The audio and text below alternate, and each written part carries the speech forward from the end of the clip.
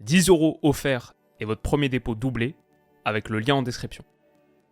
Les amis, bienvenue, j'espère que vous allez tous très bien, très content de vous retrouver. C'est le 3e jour de l'Euro. On est reparti, encore 3 matchs aujourd'hui, ça va être assez sympa, mais demain, l'équipe de France, les Bleus, lance leur championnat d'Europe des Nations contre l'Autriche, donc un adversaire que je trouve assez redoutable, en tout cas hyper intéressant, et qui a pas mal changé depuis la dernière fois qu'on les a joués. C'était fin septembre 2022, en Ligue des Nations, au Stade de France, on l'avait emporté 2-0.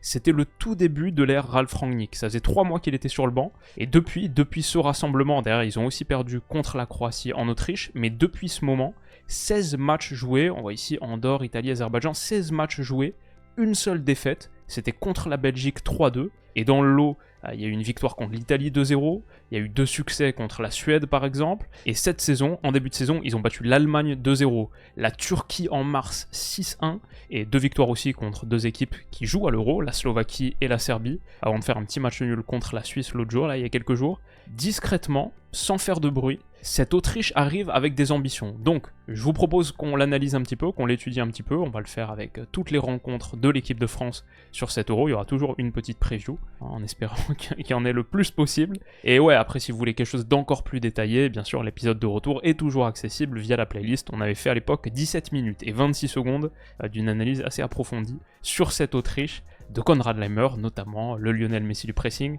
entre autres. Bon, l'Autriche, la première chose qu'il faut dire, c'est que c'est la sélection qui joue peut-être, de tout l'Euro, le plus comme un club. Alors ça, c'est pas un centre d'entraînement ultra moderne, c'est le QG de Red Bull en Autriche.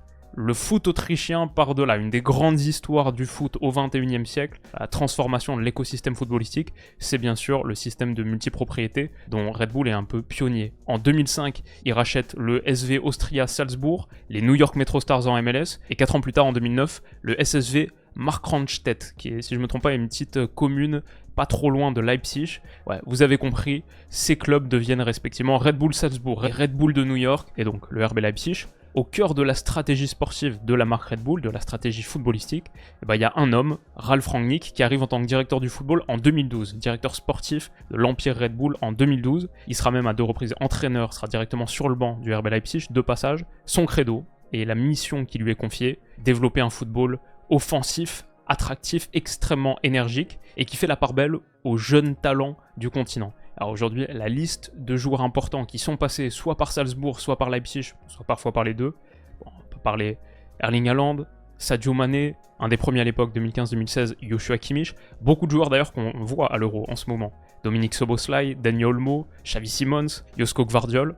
Bon, 2 gars qui pourraient être notre charnière, même contre l'Autriche de Ralf Rangnick, Dayot Upamecano et Ibrahima Konaté, Benjamin Šeško, Karim David Adeyemi, Ademola Lookman, avant son triplé en finale d'Europa League il y a quelques jours, il y a quelques années, c'était un joueur de Leipzig, et tant d'autres, au point où, quand on se passe l'effectif autrichien, et c'est même avec la blessure de Xaver Schlager, sur les 26 noms, il y en a 9 qui jouent ou ont joué à Salzbourg et Leipzig. C'est donc en toute logique que Ralf Rangnick a pris les rênes de la sélection il y a un peu moins de 2 ans maintenant, et il a façonné une équipe à son image, mais c'est un processus qui date depuis un moment, donc c'est ce que je voulais mettre un petit peu en lumière, même si c'est une histoire bien connue. Alors, l'Autriche a quelques absents majeurs, bien sûr. David Alaba, ça c'est depuis un moment maintenant.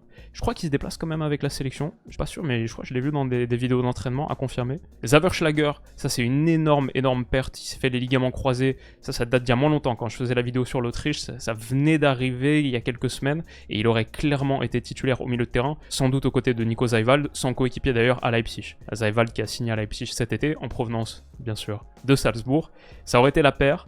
Je me dis du coup qu'il y a des chances qu'on ait Grealish. Récemment, sur les derniers matchs de prépa, c'était Laimer plus bas, aux côtés de Seiwald. Mais tous les matchs avant ça, il était plutôt ici. Si je devais parier, je dirais ouais, cette ligne de 3, Sabitzer, Baumgartner, Laimer, dont on va reparler. Et l'autre absent, c'est Alexander Schlager, un autre Schlager, le gardien. On aura donc Patrick Pence à la place.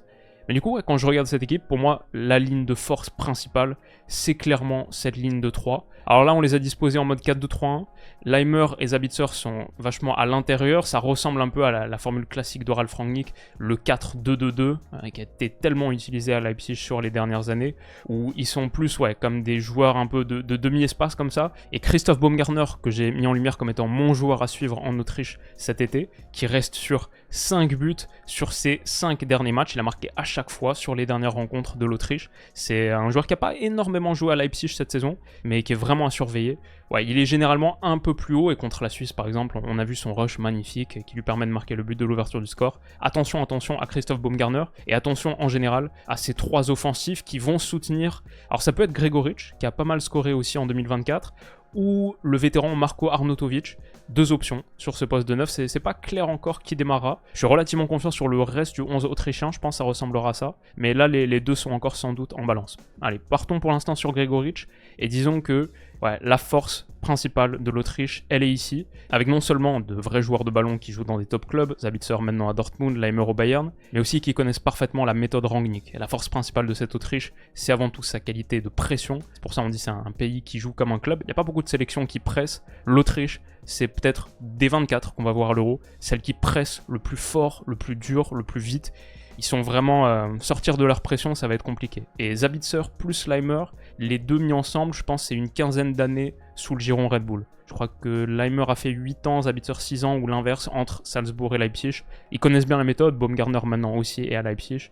Ils sont formés à bonne école. Je vois aussi des joueurs qui, même quand ils n'ont pas forcément joué à Salzbourg ou à Leipzig, comme c'est le cas de Danso, de Posch ou de Grilic, c'est des gars qui ont joué dans des systèmes et des clubs qui jouent un vrai foot extrêmement protagoniste et moderne. Grilic, qui a joué sous Nagelsmann à Hoffenheim à l'époque, c'était un des membres clés du TSV Hoffenheim de Nagelsmann. Kevin Danso à Lens, pareil, il sait jouer un foot moderne. Et Stefan Posch, qui a fait une très très bonne saison à Bologne, dans le Bologne de Thiago Motta. On peut parler aussi de Maximilian Wöber, qui est un central avec une très très bonne qualité de pied. Il y a peut-être une légère faiblesse ici, je pense que si c'est face à Dembélé ou les entrées de Coman, Philippe Mouenet, qui est du côté de Mayence plutôt un piston gauche, s'il est un petit peu trop exposé ici, en moment de transition défensive, ça pourrait être un petit truc pour l'Autriche. Mais ouais, dans l'ensemble, il y a une équipe qui joue un foot extrêmement séduisant, extrêmement moderne, intense, énergique.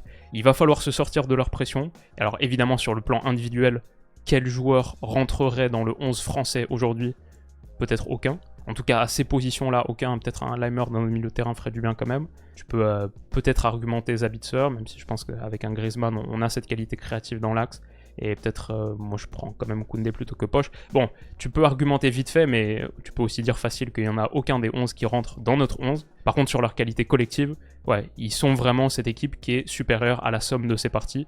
Et en foot de sélection, c'est assez rare. Mais parlons un peu des Bleus maintenant. C'est donc notre entrée en scène, notre premier match de cet Euro 2024. Les matchs de prépa n'ont pas été extrêmement réjouissants, mais c'est un petit peu la nature des matchs de prépa, peut-être surtout pour l'équipe de France. On est rarement convaincant. Pré-grand tournoi. Il y a quand même pas mal d'interrogations sur le 11, que ce soit la charnière centrale, au milieu de terrain, la pointe, quasiment tous les secteurs. Il y a peu de secteurs qui sont très clairs, à part les côtés. J'ai vu cet article de l'équipe là il y a quelques heures. L'équipe de France avec Adrien Rabiot et William Saliba d'entrée face à l'Autriche pour leur début à l'Euro. Celui-ci aussi, Rabiot plutôt que Fofana pour débuter face à l'Autriche. Les raisons d'un choix, apparemment Saliba et Rabiot étaient dans le 11 des titulaires, quand ça faisait titulaire contre opposition. Là, on est au stade de Paderborn, il me semble, pour préparer cet Euro. Donc c'est pour ça que le 11 que j'ai composé, c'est celui-ci, avec une charnière, non pas donc Upamecano-Konaté, mais Upamecano-Saliba, ce qui était la même que le dernier match de préparation contre le Canada. Théo Hernandez et Koundé sur les côtés, là il n'y a pas trop de doute. Mbappé, Griezmann, Dembélé, notre ligne de 3, avec Griezmann qui est aussi un petit peu en décrochage dans cette position hybride. Marcus Thuram en pointe, donc à la place d'Olivier Giroud, si c'est effectivement le cas, si ça se confirme. Je trouve ce choix très très fort de Deschamps et sur le papier qui me convainc pas énormément. J'ai Thuram dans une attaque à 1 comme ça, en étant vraiment le point de fixation, de référence, celui sur lequel les autres doivent s'appuyer. Je suis beaucoup moins convaincu que par Olivier Giroud. Donc pour moi, il y a une vraie interrogation là-dessus. Et après, au milieu de terrain, donc, Rabiot, Kanté. Depuis les matchs de prépa, je dis que les deux premiers noms que tu coches au milieu, ça doit être Grisou et Kanté. Donc content de ça. Mais j'ai aussi un petit doute sur du coup la position de Kanté. Parce que pour l'instant, quand il a joué, à chaque fois, c'était en tant que 8. Il était rarement la sentinelle. Il a souvent participé aux offensives, fait du liant. Et je sais pas si on peut avoir Rabiot comme étant le milieu le plus bas. Après, je dis ça, mais de manière générale, avec ballon, on est rarement un 4-3-3. La plupart du temps, on forme ce 3-2-5 un peu classique qu'on voit de partout avec Théo Hernandez très haut. Et ça ressemble à quelque chose plutôt comme ça. Mais du coup, j'ai une vraie curiosité sur cette paire et la complémentarité potentielle de Rabiot-Kanté. Pour moi, c'est une vraie zone d'ombre. Je pense qu'on l'a assez peu vu en équipe de France. J'hésite même à dire pas vu, en tout cas titulaire. je pense pas, j'imagine que quand même Rabiot a un paquet de matchs en bleu, donc ça a dû se voir à un moment donné.